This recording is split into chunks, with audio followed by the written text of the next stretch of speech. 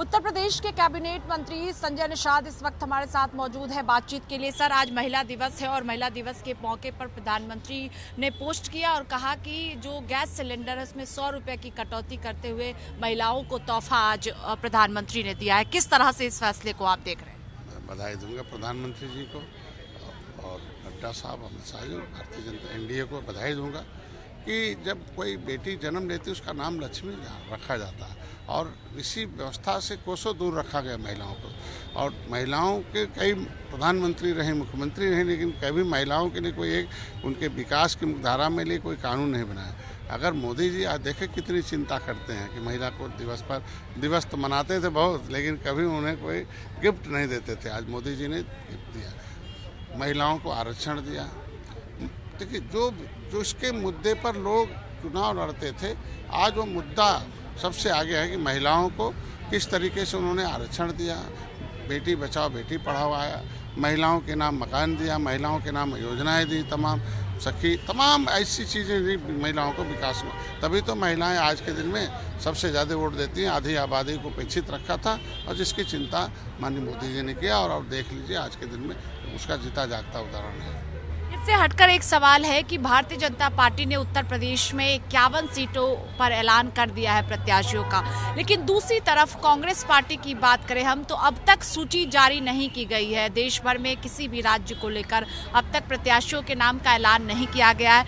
इस देरी की वजह को आप किस तरह से देख रहे हैं? देखिए, कांग्रेस का कभी एक इतिहास था, 67 वर्ष लंबा इतिहास था। धीरे धीरे कांग्रेस ने पैसा लिया और लोग उस कांग्रेस के पास जाते थे कि हमें पैसा मिल जाएगा, हम चुनाव लड़ लेंगे, नेता बन जाएंगे। अब वो भी नहीं रह गया है, तो अब वो लड़ने कौन जाएगा? वोट जब रहेगा किसी भी पार्टी के पास जो बेस वोटा होता है, जैसे निषाद पार्टी के पास बेस वोट निषाद हैं और भैया के पास भारतीय जनता पार्टी के पास बेस वोट है, तो बेस वोट जिसके पास रहता है वो प्रत्याशी उसके पास जाता है। जब प्रत्याशी नहीं है तो सीट कहाँ से जारी कर दें? लड़ने वाला नाम जारी करने से तो कोई फ़ायदा है नहीं। तो आज के दिन उत्तर प्रदेश में आप देखें 2017 में सपा कांग्रेस एक हुई थी और जब चुनाव हुआ तो कांग्रेस हाफ हो गई और सपा हाफ हो गई, और जो बचा खुचा फिर सपा के साथ हैं। और देख लीजिएगा क्या होगा, जो बचा खुचा रहेगा वो समाप्त हो जाएगा। उत्तर प्रदेश में कांग्रेस के पास गठबंधन में 17 सीटें हैं और चर्चा है कि राहुल गांधी वायनाड से चुनाव लड़ सकते हैं। जो सूची आएगी उसमें राहुल गांधी का नाम वायनाड से हो सकता है। आपको लगता है कि डर की वजह से राहुल गांधी अमेठी से चुनाव नहीं लड़ना चाहते हैं या 2 सीट फिर राहुल गांधी चुनेंगे?